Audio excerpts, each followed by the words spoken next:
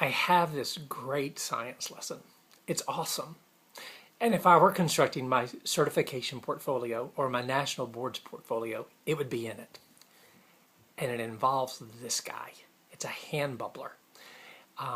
And it does really cool things. You can see it bubbling some now, but wow. But then it does all this stuff.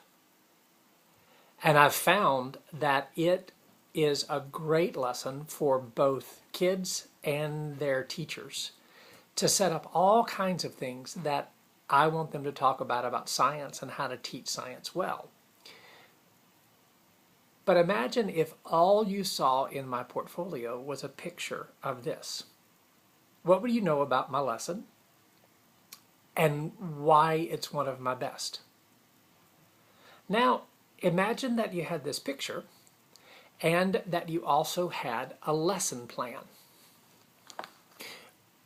So then you would be able to see the equipment and you would be able to see my lesson plan. But think for a second if it would still make any sense to you about why this is such a great lesson plan. Think about what you know thus far. You know it's great. You know I think it's great. But I haven't really explained why.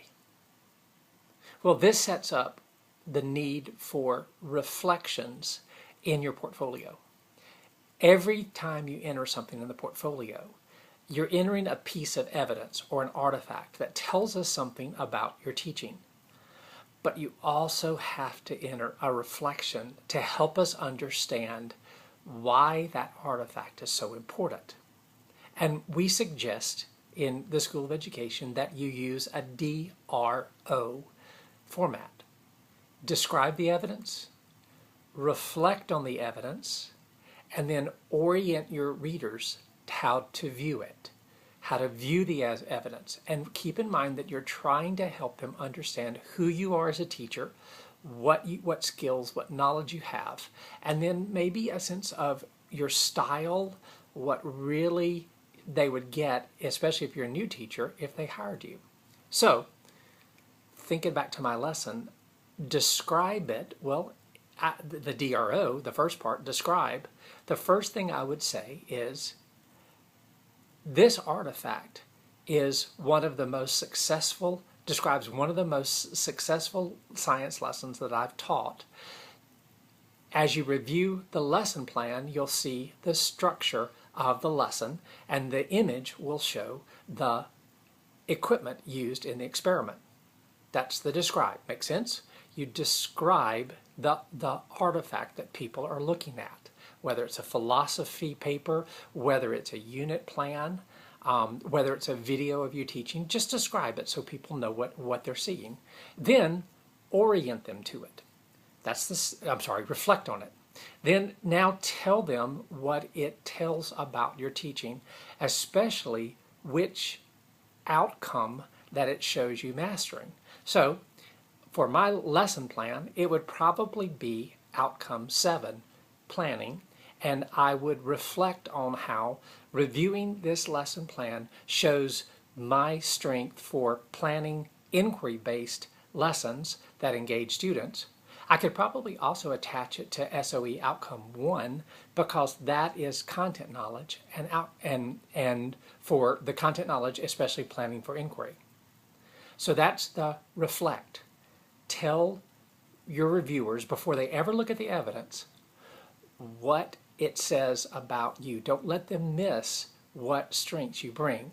And then the last thing is orient them to reviewing the artifact. Now, for this one, it's just an image and a lesson plan. That's not a whole lot. But what if you were attaching a 20, 30-page unit plan or a video project that had up to an hour of video? No busy principal is ever going to read all that. So in the orient section, tell them which part of the artifact to focus on. That's even possible if you're doing a short artifact like your resume. You can even say, focus on my education-related job experience. So you're telling them which part of the artifact that you really want them to focus on. Make sense? first thing is reflections are key. People can't interpret your portfolio as you want them to do so if you're not using reflections well.